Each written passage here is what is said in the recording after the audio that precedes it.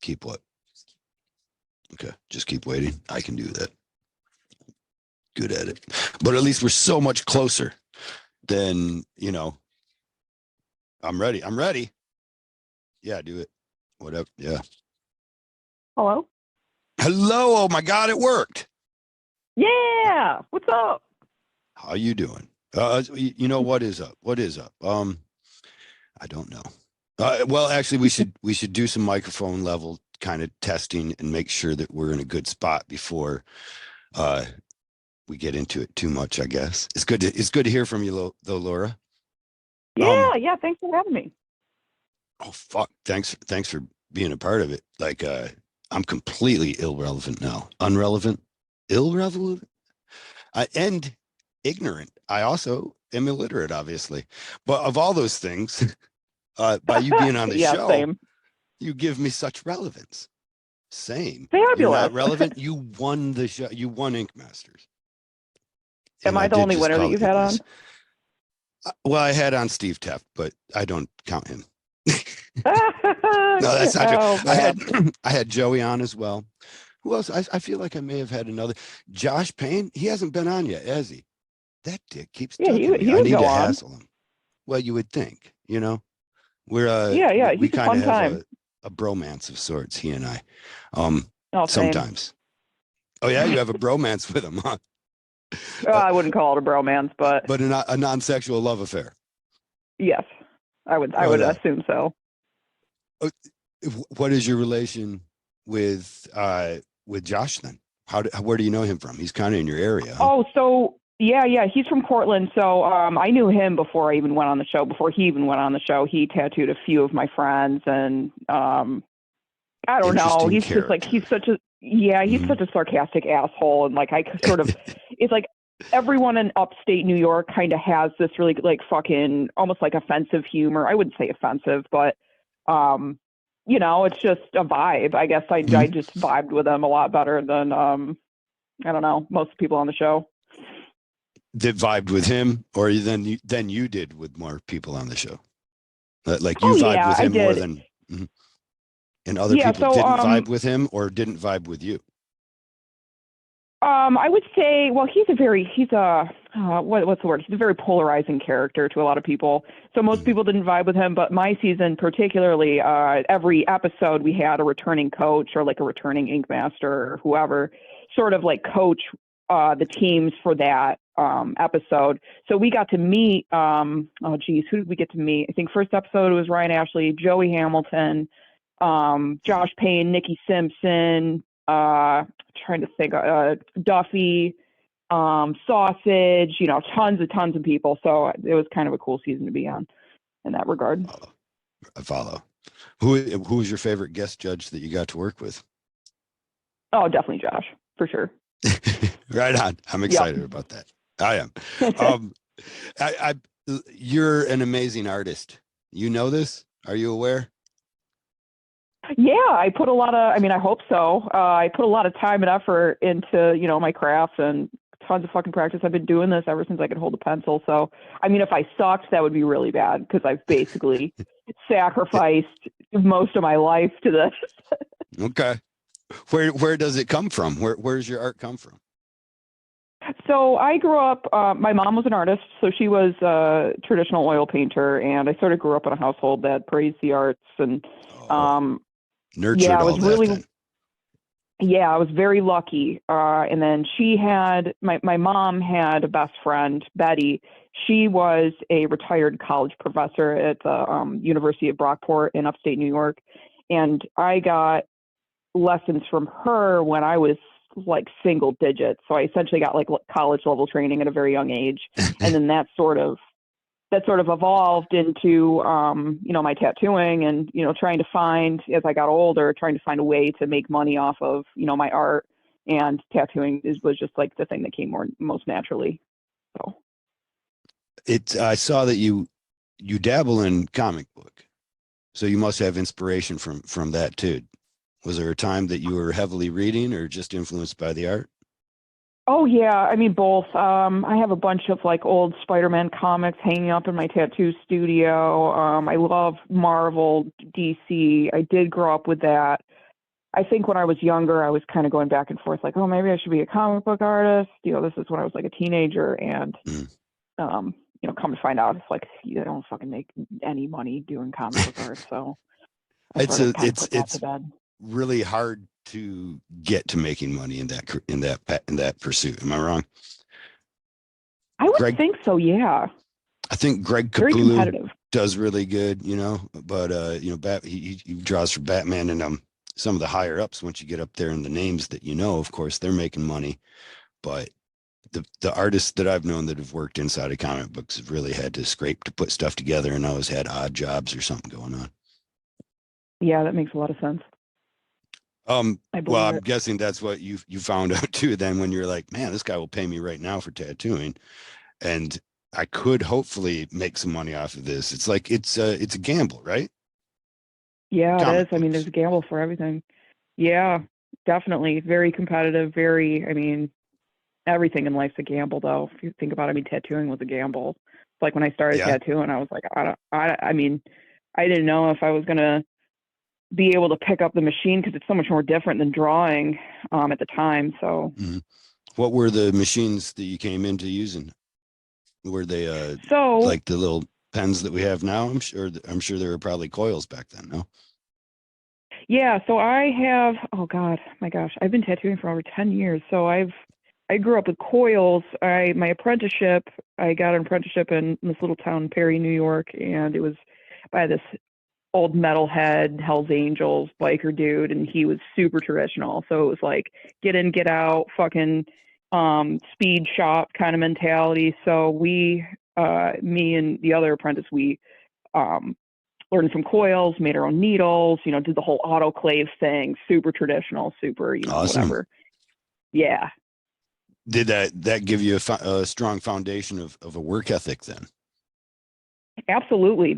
I'm actually very thankful for my apprenticeship. It was very, That I is mean, not that's oh, uncommon. Let's take a minute to appreciate that. What was the guy's name again? Skylar Towns, Sky High Inc. in Perry, New So York. rare that I mean, occasionally you hear. I'm sorry, you guys in Perry, New York. I'm fucking that up. I'm just so surprised that not so surprised, but oftentimes it's like, well, the first time I worked with an apprentice was as an apprentice was terrible. I got screwed over, and then I found somebody that cared about me, or you know, you Yeah, yeah. actually completely honor this guy still. Yes, I do. He was like, obviously, it wasn't like, what's the word? He really drilled it in my head to work really hard. I put in a lot of hard hours. Like it was a hard apprenticeship. Like don't get me wrong, Hmm. but that's what made it awesome. It's like you don't go into an apprenticeship and then they're going to baby you the whole time and not let you work. Like that's not how you learn. He got me on skin. Oh my god, he got me on skin in like 2 months. He wouldn't let me dick around with like fucking cleaning the shop or doing bitch work. Like he legitimately was like, we're going to teach you how to tattoo. He probably saw fucking dollar signs for me because like he's like, Okay, oh my god, this chick can she's fucking make me so talented. much money and shit. Yeah, Yeah. So it was a mutually beneficial relationship. So he would that's come awesome. in, teach me how to fucking tattoo, not dick around. Like it was honestly awesome. I have a lot of respect for the dude. There wasn't a ton of because I know with a lot of women they're like, oh, I was sexually harassed and blah blah blah blah. Yeah. I was kind of harassed by one of the dudes that was working there, but never got harassed from him. Like he always treated me respectfully. Like it was honestly, I really am thankful for that apprenticeship. It was hard Awesome. enough, That's and so he was cool. fucking militant enough. Fucking just And that it was again is great. Skyler. What's his last Skyler and where is it? Skylar Towns in Perry, New York. Perry, New York, Skyler Towns. Sorry not to give you more time to say his name the first time because obviously some respect is owed and gratitude to that guy. And thanks for giving it to him. But Yeah, let's yeah, talk yeah, more yeah. about you. Screw everybody else for a minute. help me help me set this up so we can get to I'm sure people will want to hear about Ink Master and more of that sort, which there's a lot. There's a lot to that. Oh yeah. But your talent gives us an idea that your path, it obviously has been a long one. Even if it wasn't, I mean, 10 years, that seems like a long time to some people, probably, and even to yourself. For an old timer like myself, it seems like you're just getting in there.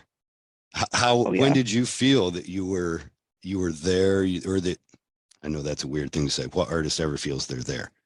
Uh, but when were you beginning to feel at home and like this is really it? Was it right in that apprenticeship? Yeah, honestly, it was my first year in my apprenticeship where I was like, I really felt like, oh my God, I'm going to do this for the rest of my life. I love it. Right on. And it's Yeah, given you yeah, the first year. freedom, I see, to still do pursuits and other, you paint, colored pencils, you make plushies. Yeah, yep, I do everything. I love crafts. I love sculpture. I love painting. I am always fucking, and I have the time to do all this because I'm fucking, I don't got no kids. I'm not fucking married. I don't got any of that. So, like, I love spending my time.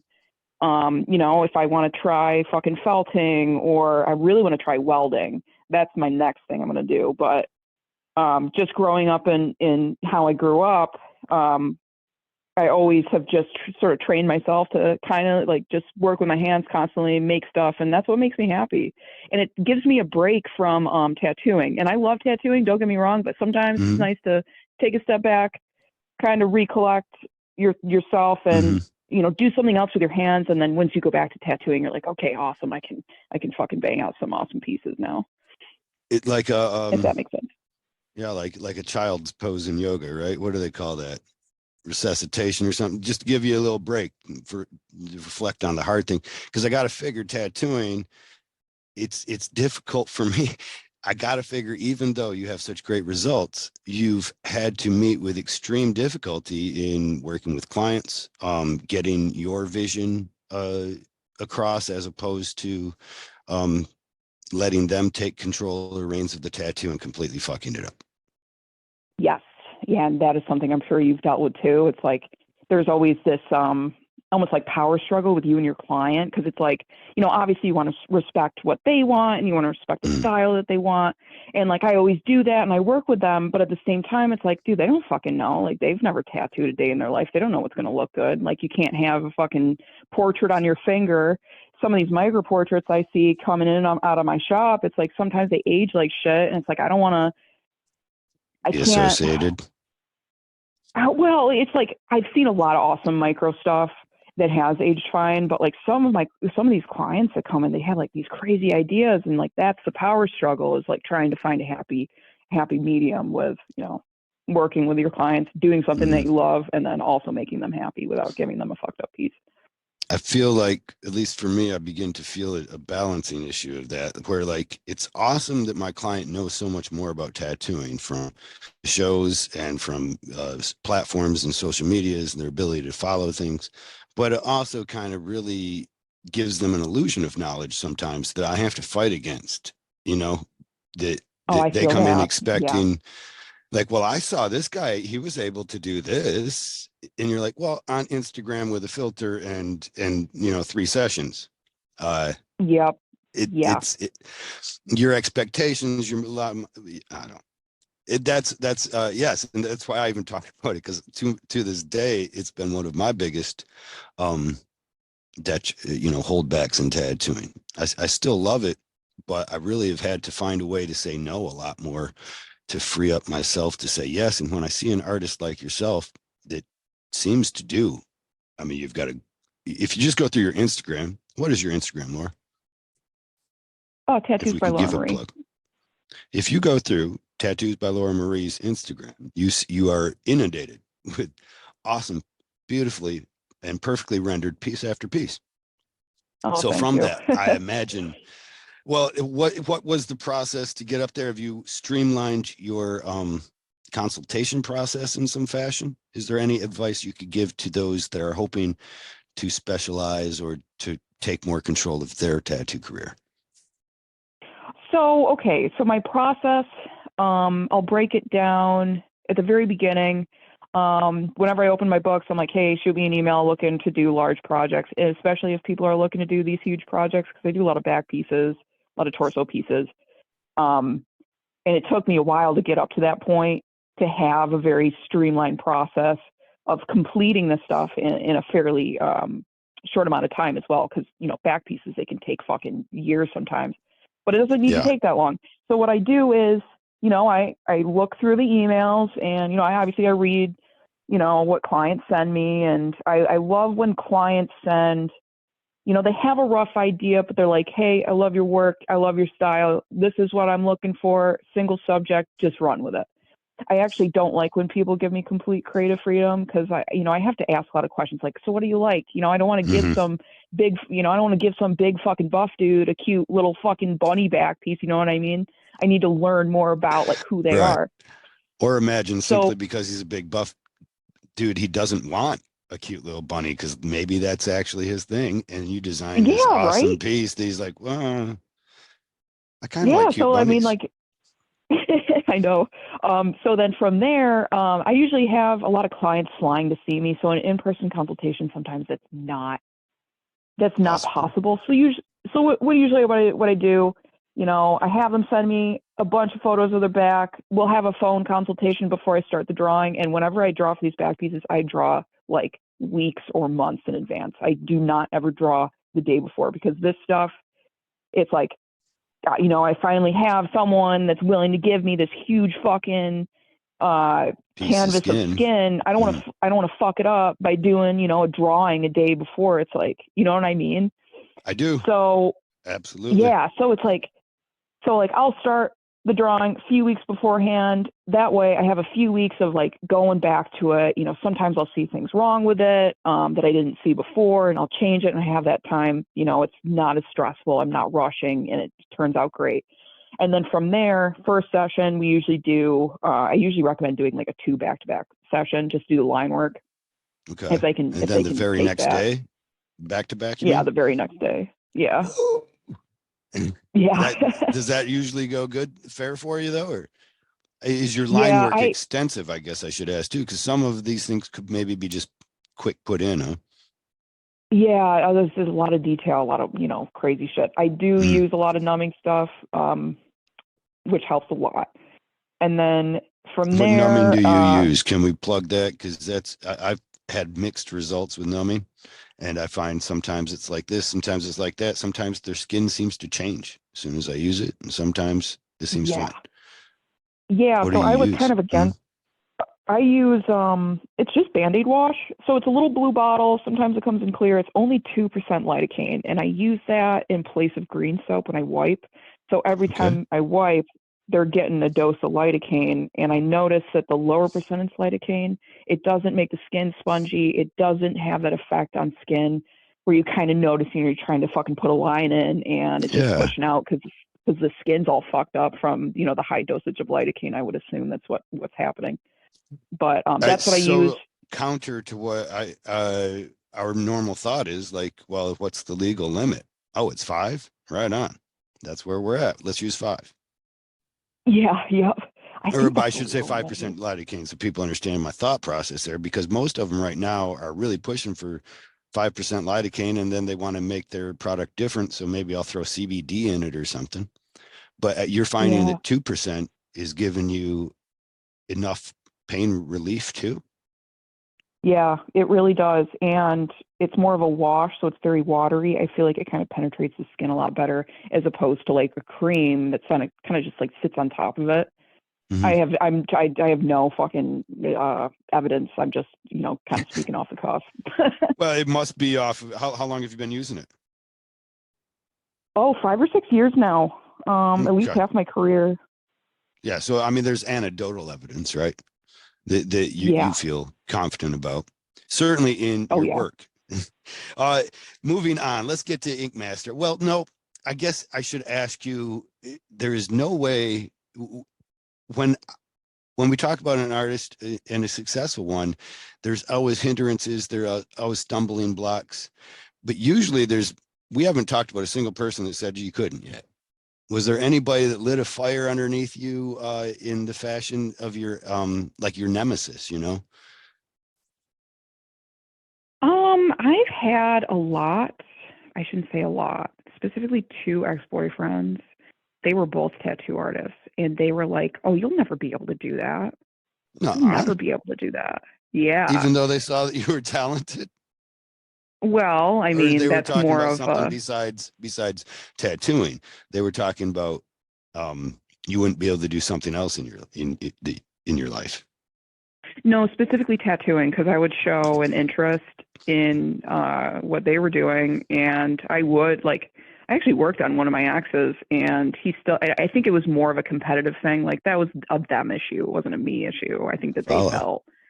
Yeah, I think that they felt intimidated. So, and then that lit a fire on my ass. I'm like, you know what? Fuck you. I'm gonna fucking show you up, douchebag.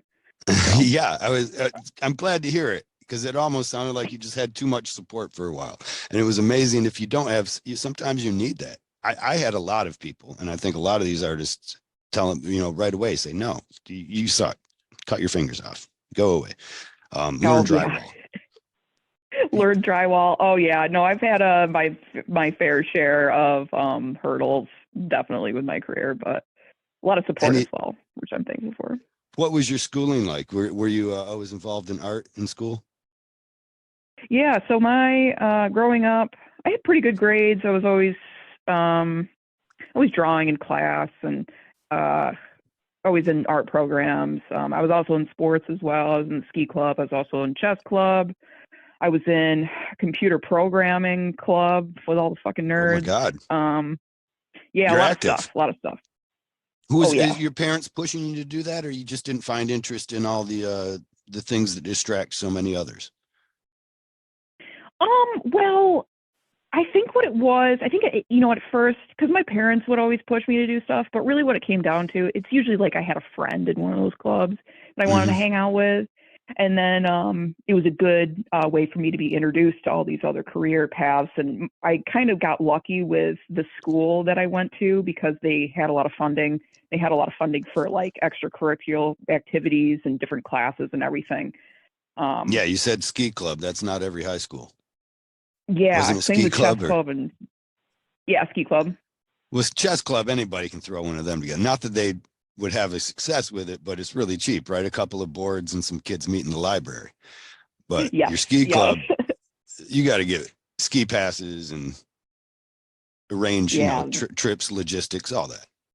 Anyways, Oh yeah. awesome. I'm glad to find that there was somebody that you can that some haters that you had a chance to Oh prove. yeah. Hey, how does it feel at this point knowing that? Do you look back on that with pity and their own inability to accept your to accept your path as an artist, or you still got a little animosity, like you call them up or you stalk them a little backwards, like, hey, look at me now. You know what? There's so oh god, it was so long ago. I mean, it was like how old am I now? I'm 30. It was like 15 years ago, 14, 15 years ago. Mm. I can confidently say there's not one person on this planet that I hate besides like fucking Mitch McConnell or some other politicians. But Uh-oh. personally, Careful, don't get me started. This is personally, my escape from that. This is what everybody, I they know. say, Kyle, you get to the politics, could you shut up? But yeah, Mitch, I'm with you there. Anyways, moving on. Yeah, I'm okay with whatever. They're fucking I don't know, they're fucking deadbeats already, so I don't need to hate on them. They hate on uh, themselves enough, so I don't have to do it for them. I That's nice. I imagine, I guess that's almost why I asked that, is more because I feel like you have this ability to pity that somebody else's shortcomings, the way you worded it, something about themselves. But moving on, and man, you got me so wanting to talk about the turtle there. I'm going to stop. I mean, hey, I got all the time in the world. I mean, we can talk whatever you want. Well, this is the sad thing for me. If you get tattooed by me, you end up knowing my political beliefs. It's terrible if you're gonna, but I guess I'm not scared. It's my podcast, so I shouldn't be scared of people knowing my political beliefs. But currently, I'm amazed at trans issues and how the fight seems to be going, and everybody's fears being excited over something that already has existed. It's not so new. There's something called pluralistic ignorance that I'm not smart. I just learned a word, but it meant a lot to me because I find that I'm susceptible to it. and it's easy for me to believe that somebody who doesn't hold my political viewpoint or is the antithesis of my political viewpoint, it's easy for me to believe that there's some crazy whack job, from the far extreme of that. And it's also easy for me to believe that their numbers are greater inside of that spectrum, or inside of that political side. But that is what I've learned is pluralistic ignorance. And so many, we all suffer from it. I guess what I'm getting at is I should stop fucking preaching to all my clients. I'm sorry. I'm sorry even to go You off know on what? this. That's you though. That's you. That's your. I mean, that's part of you. You're allowed to have a fucking. You're allowed to have opinions. You're allowed to have fucking personality. Like, we all can't be a fucking drone and be like, yes, hello, I am going to tattoo you for 6 hours and not talk at all, and I am a robot. Like, no, that's totally fine. You fucking do you. That's you. God bless you for it. Well, the amazing thing with me and the trans rights right now is just it seems so silly because it doesn't affect anybody except in the bathroom and sports. And I think we got a sports body that should probably step up and do their job and probably make some changes to protect women who are being threatened by people who might have had the chance to go through puberty. Like, it seems like it's a legit concern. And under those auspices, I think it's easy, but I don't know that the legislation needs to come in and start oppressing a group that is already marginalized. When we already have bodies, athletic bodies that govern these rules and these changes. They should. And then I keep running into people who have a fear and apprehension to trans people as being human. It almost seems that they just want them to wear rubber underwear. And I feel bad for the custodians of the world. I don't want so much sawdust everywhere we go because there's somebody's rubber underwear leaked. I don't like the smell of poo inside of my stores, and I recognize that humans have to excrete. So, like, the argument seems to be that transgenders inside of bathrooms are dangerous to kids, but I've seen no statistical evidence of that. And it's such a fear, though, that it seems like it's actually a wedge issue designed to allow people like the Mitch McConnells to work in a darkness as they do the actual bidding of the corporations, usurping the legislative will and power, from the citizenry and giving it to corporations who have more money to donate to political causes. That's my belief. Because meanwhile, I fucking agree with you 100%. They're getting us angered about whatever they think. This isn't you. You're not transgender, right? Okay, let's be angry at them. It seems to me like there was a time that they were doing that all throughout history. For every time a new immigrant group would come over to our country and make it a more diverse, and thereby, as our founders said, a stronger nation based on diversity because of our tolerance for others. Yep. And then we gotta find something to hate. And when we do, it seems like it gives ability for the people who are actually doing legislative power. I find many people who don't know who Mitch McConnell is, right? And that's a name that it's not even making the board. And I think that's of intent and purpose, right? Is because you pay attention to the loud voices. You let your pluralistic ignorance go crazy, build up and stoke your fears, and we will come in as we have divided, and we will begin to conquer. And that's what they want. They want us to be mad at the wrong people. Yeah. But all because my I feel like 100%. You are you're a fucking preacher to the choir. I think it's just fucking. We all got to find something to hate, and it's just if it's not for trans people, it's for someone else. It's for fucking women or fucking other marginalized groups. Something. Let's imagine what it might be, because we're going into the future every day. Who is the next marginalized group? Imagine that in the future time, we look back at this like we looked at people who didn't want interracial marriages, when we're like, these people really were that worried about something that didn't affect their life. Yep. But then we're probably scared. Minorities and You think? I think we're getting beyond minorities. We're getting so mixed. I imagine that once these brain in chips start getting, the market will speak. Elon Musk just got the right to put them in brains and actually, do studies on humans now. At one point, there will be enough research in this that they will be safe and that they will aid people's lives in great deals. People will be fighting to purchase and pay great dollars for implants in their children at young ages so that they can more quickly begin to benefit from the AI, because we'll see a track record eventually. I'm sure there'll be a lot of cracked eggs. I'm not trying to say it won't be there. I'm beginning to imagine the next group, though, that will be marginalized will be either those without the affordability of brain implants to increase their cognitive ability, or those with, or the branding of it. Like Chat GPT begins fighting against, I don't know, whatever AI that is the other brain chip. Yeah, it probably just boils down to poor people too. Well, Who can yeah, afford I it and who think it's can't. always, yeah, yeah, okay. I say, I'm creating dystopian stories in my head. I guess I have these stupid Oh, little narratives that run all day, and that's one of them. you Now, sound when like I heard that me. we had, well, I guess that's why I threw it on you. I can tell from your love of comic books, and I was like, no, there's something there. And Oh hopefully, yeah. I lack ambition, but I see someone like yourself. You might be able to see this a whole new world and actually make it happen. Yeah, I don't know. Anything's possible. God bless you. I'm getting to that age where I'm like, nope, there's only so much that can be achieved of my own, I guess.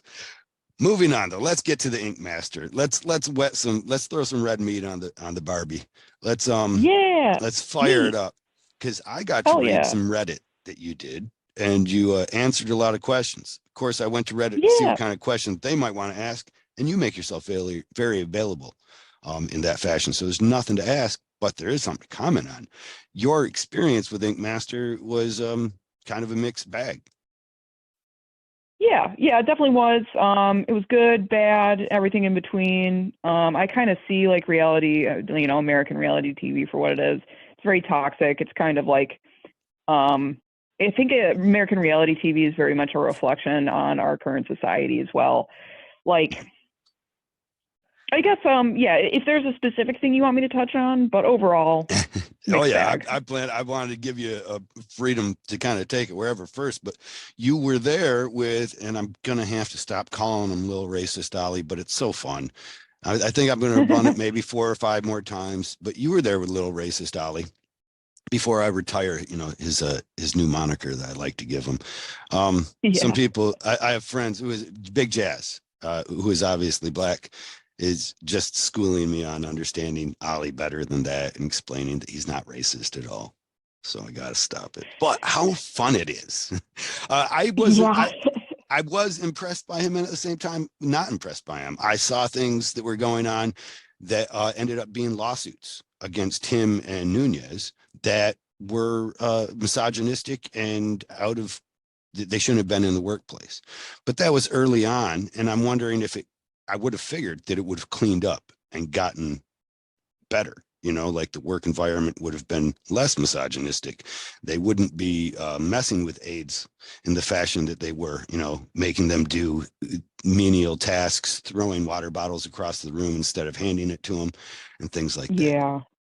However, I kind of get this feeling that maybe because of it was Battle of the Sexes, and maybe because of that actual theme, did it elicit any kind of reprisal? Like, did it actually bring out more of that kind of behavior?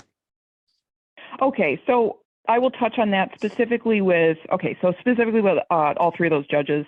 They were completely fine, at least to me.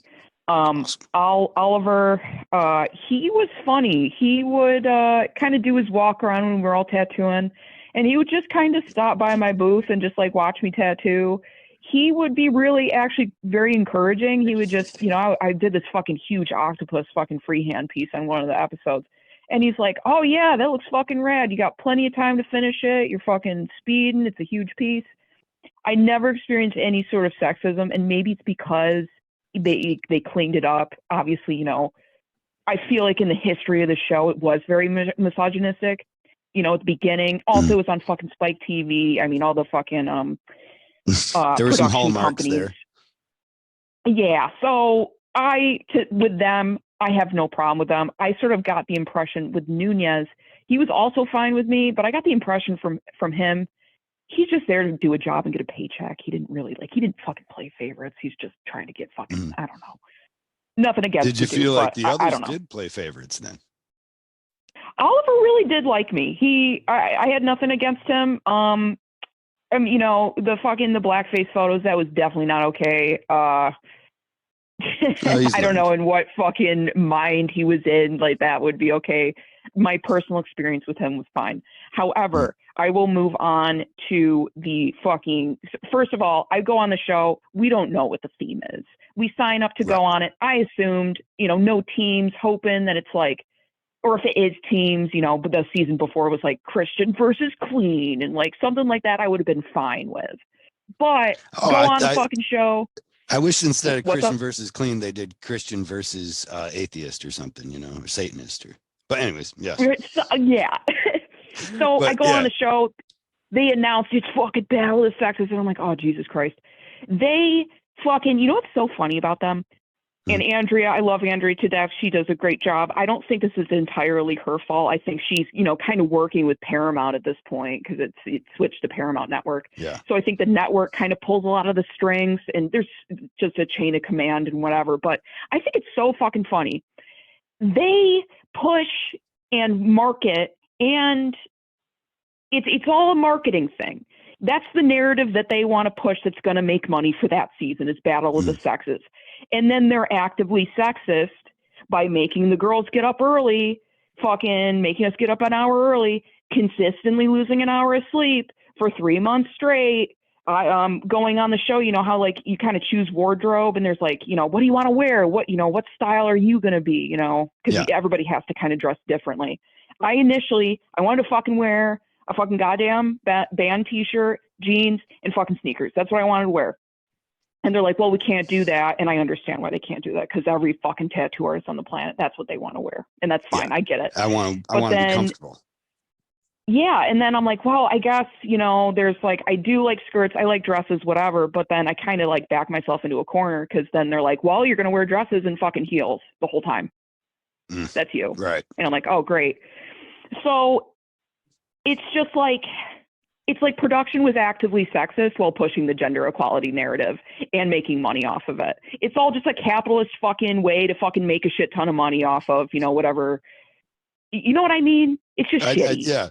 Yeah. Like there's no real interest to portray the actual battle of the sexes, except to sell Taco Bell. I don't know. Was it Corona? Yes. Yeah, fucking something. It's all just a way to make money. That's the narrative. Because people will tune in and they'll get involved and they'll say, well, I'm a dude, so I think a dude should win. Or really, I think we're at that point where we're all accepting of female tattoo artists and seeing the great talent yourself, Sarah Miller, Kat Von D, Tattoo Baby, all these different great female artists, that Napoli or whatever, Tati, I don't even know her name, but that girl does some stunning work from Australia or whatever. Yeah. But we're all accepting of it now. I don't know that it was even a desire of society to see this. It kind of seemed to make it, just to me, and this is just from outside looking in, it made it seem as though they were obviously going to push to have a female winner. And it gives the opportunity to then, unfortunately, using that thought, take away from the accomplishment of a female winner. Do you follow? Yeah. Yep. Oh, yeah. Yeah. I know. I've had these thoughts before, too. It's all. And like, I think that there's a lot of tinfoil hat people out there being like, oh, you know, they kind of predetermine the winner and the winner knows that they're going to win. It's like, I went into that not knowing that I was going to win. Right. I assumed that when I went on the show, I was like, oh my God, I'm going to go up against a bunch of fucking Joey Hamiltons and fucking, Shane O'Neills and like all these crazy, amazing artists. I'm going to go home the first episode. That's what I thought going on it. I had no idea. And every episode that would come, I was like, oh my God, I'm going home. Oh my God, I'm going to go home this episode. And then, I never went home. No, as a matter of fact, other artists have talked. I've talked with some of your casting crew. Um, it was Creepy Jason and Holly Marie, both pretty much as soon as they saw you working and the work that you were doing, they were just like, okay, so second, third place, that's what I'm going for. Oh my God, that's funny. did did no That's a one huge else tell you compliment. this? Somebody was like, Oh well, yeah. Laura was there, so we all kind of figured where that was going to go. Most of it was jockeying for second place. Oh, that's a huge compliment from them to say that. And especially to hear that you thought you might be going home at each time. Fun. Yeah. Yeah, I Who do you? mean, I was only, I mean, I really thought I wasn't going to win. I was only 25 when you filmed it. I was 26 when I won. And I was like, I was only tattooing for like 5 years. Mhm. So I was like, I didn't know what was going to happen. I had no idea. But I think it's pretty fair to say you consistently were in the top of the judging, though. Am I wrong about that? yeah, in the beginning, like the first few episodes, it kind of took me a little bit because I was just like nervous the first few episodes. I didn't really do that great. I was never in the bottom. I think I was in the bottom one time towards the end. But and then once I got into the groove of things, then I was like at least runner up, tattoo of the day, or somewhere in the, top three or whatever. Any advice to somebody that would go on in another session or season? My advice is don't take it so seriously to the point where you're going to have a heart attack, but have fun with it. Obviously, take it seriously enough that you do good. But I think the problem in that environment is you're living in it 24/7. You don't have a taste of the outside world for the 3 months that you're there, and you start to get really in your head. And they use that fucking term all the time. And it's like, nobody's going to die. You don't have fucking cancer. You're not going to lose your hand. Everything's fine. Just fucking, you're just tattooing at home. And that's what I Mhm. had to tell myself. That's my advice. I like it. I like it. Any advice to people getting into tattooing currently or wanting to get into tattooing? What you think they should do? My advice is I always say get an apprenticeship, but in reality, a lot of people, like when I really wanted an apprenticeship, I live fucking kind of rural out in the middle of fucking nowhere. So it's hard to find a good apprenticeship. Or if you don't have a car, it can make Well, it hard. yeah, that Do a almost brings lot. us to the big thing going on now is I'm sorry, let me go ahead and finish. Oh, where was I going? Oh, yeah, my advice, do a lot of online seminars. See what other people are Okay. doing. Go to tattoo Awesome. conventions. See what machines people are using. See how people are tattooing. That is my biggest recommendation. I like it. And I'm sorry, I was going to cut you off to say it sounds like you're going there. Like I was going to ask you how you feel about online courses, and because a lot of them are popping up, and there's an old tradition, I guess, of hating the idea of tattoo schools, but somehow we're just not going to escape it. Certainly, with the platforms and the ability of Zoom meetings to almost be right there, but not even be right there, and solicit some of the best artists in the world for teaching. I've seen some great artists that are offering online courses. hmm I don't Yeah, know. I I can think argue with them. especially. Mhm. Yeah, no, I was kind of like with you, growing up old school, growing up in a traditional shop. I was kind of against it as well, especially people, because you have to be careful. There's a lot of people that are going to market those tattoo schools, and they're basically fucking scam artists. So you have to Right. really do your research on these artists, make sure they're reputable, make sure that they fucking know what they're talking about, and that they've not had a history of scamming people out of money. Because I've fucking met a few people that actually do that. Yeah. Um, Yeah. There's but one ever really since COVID, famous here. Go on. oh, Ever since what were we COVID. gonna say?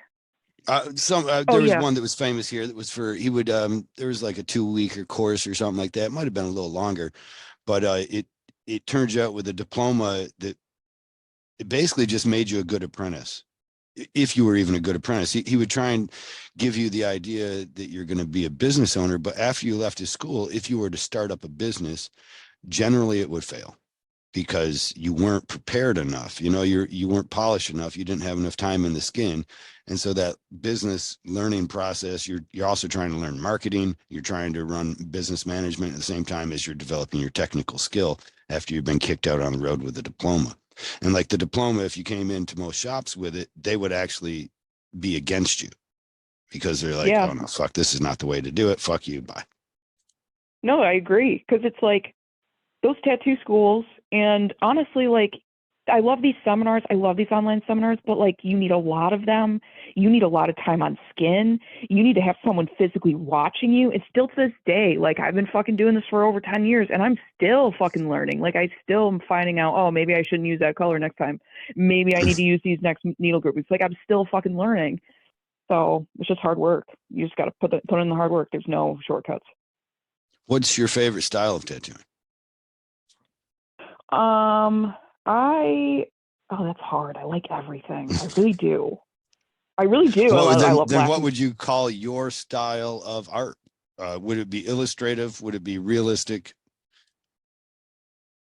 I mean, I would say definitely illustrative. I got my own style going. A lot of it though has the bones of like traditional stuff. It's always heavy, bold lines, open skin, um, solid color, but still making it in a way, in my own style kind of thing.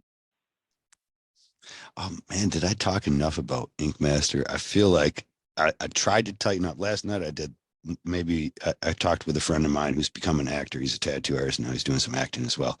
And I was so excited to catch up with him because it's been like 13 years. I probably did the worst podcast I've ever done. So I said, today, Kyle, you're going to be concise. You're going to be on point. And honestly, I'm a little bit proud of myself with it. I would like to put myself on the hot seat and give you a chance to ask me any kind of question. Um, and we'll do that now before we end, if you don't mind. Okay, here's a question. So, like, what's your 5-year plan? Like, do you have any grand dreams for yourself? Great ambitions, or maybe it's just to continue tattooing and continue doing this podcast. Like, what do you What ultimately an want out of your life? awesome, what an awesome question. Are you going to start a podcast? Because you're too much I'm very competition good already. at, yeah. Do you do any? Do you do a podcast? No, but I've done a lot, a lot of interviews, and I'm very good at Mhm. asking questions. Whenever I tattoo people, I'm always shooting off questions here and there. I But I like got that. I'm tons going to for you. steal the 5-year plan. Yeah, I mean, this is something I try to ask my son for the same reason, but unfortunately for me, I don't know. I've been getting depressed and weird lately. So my ambitions, my inspiration has all really been shrinking. Hesitant to say, I guess, honestly, even if that makes any sense. Thanks for asking this terribly depressing question for me. Would you like to give me a paper cut, Anytime. pour lemon juice on it? No, my 5-year plan, I do see this. I really want to put more into this. I was so sad about my bad performance last night with my friend's podcast that I was like, no, I really want to work harder at podcasting. Um, I do see tattoos still, but I've had such strife with finding peace with people when I work with them sometimes. I shouldn't say that. See, that's why I shouldn't, because there's this dangerous line of doing podcasting and then still asking for clientele, right? That you're like, will I say too much? Will it sound like I'm not appreciative of my clients? And sometimes I guess I'm kind of not. Sometimes I hate that fight that I have to put up with them. But we've just gotten it kind of streamlined to where I'm doing more stuff that I love. So I don't know. I hope to see myself eventually doing bioorganic large scale pieces and podcasting in the meantime. Like I want to be able to do those large pieces so I have more time off for what I find interesting to me, because this is a lot of fun calling up people and just picking the brain of people that you respect and admire. Oh, I love it. No, I love it. And to add on to your, like, trying to find that balance with, being honest with yourself about your clients, but also appreciating your clientele. Mm. I kind of I feel like the same way. I fucking love my clients. I absolutely have no problem with any of my clients. I love the process, and yeah, it's a fucking headache sometimes. But there's some fucking clients. I've fired clients before. You fired them. I Is that fucking you're yeah. fired? I love that. You're You fucking don't fired. let them No, go. You just don't refuse to work on them again. You actually fire them. You're like, get your No, shit yeah, I and was get like, out. don't fucking email me ever again. And I think you're allowed to say that because, like, there's some Hmm. shitty fucking people out there. Doesn't mean that you dislike your job. Doesn't mean you dislike your clients. It's just there's people out there that are gonna fucking try to get free work out of you, free appointments, take up your time, fucking waste your time. And I think it's okay to fucking just put your foot down. Just be like, no, I'm not gonna stand for that. So How fuck do you yourself. begin to recognize it? I've noticed some telltale signs of somebody that's going to be this type of person. Have you found any, like they have phrases or things that they do or say that let you know, like, I shouldn't even return this email? Oh yeah. Oh yeah. It's always, it's so funny. Hmm? I have never, to this day, I've never had a problem with one of my dude clients. And all of my female clients are fucking awesome too. But there's a few fucking Karens. They're always like in this demographic. They're always like a little, kind of, I hope I'm not going to be offensive saying this, but they're always like these older women that are very much like, I need it to be this way. And I Hmm. need this design to be like this. And then once I fucking, do the deposits, do all the things, blah, blah, blah, blah. They're like, actually, I kind of changed my mind. I actually want this. And then they show their husband and they're like, no, my husband doesn't like this, blah, blah, blah, blah. It's just like the wishy-washy, very specific, backs me into a corner creatively. I can't fucking do my thing. And then eventually it's just like, Eyes your hands. I'm just like, even if I put like time into this drawing, I'm still just going to be like, you know what? I don't even want your money. Here's your deposit back. Never fucking email me again. Goodbye. You've wasted all this time for me. I found one of the things that lets me know right away. Well, not right. I can't say right away. Actually, throughout the process, and it's like an immediate fight, like fire. I love that. I'm gonna use that from now on. I would fire somebody immediately when they say, "I'm I'm probably your worst client. I'm Yeah. sorry to be so troubling." And you're like, "No, you're not."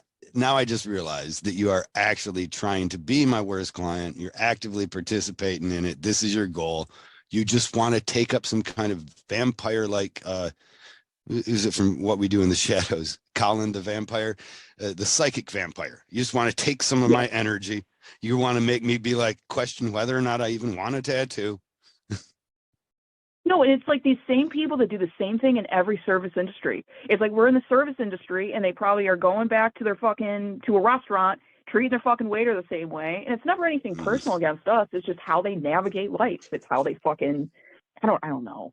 I don't know what's wrong with them, but On behalf of Karen's too, I do have to say, as on behalf of my Aunt Karen, who's the sweetest lady and has been dealt a terrible blow. And then of the Kyles too, actually, I would have never cared. And I use Karen all the damn time too. But recently I found out that Kyle is a name for somebody who punches drywall all the time. Have you heard and this?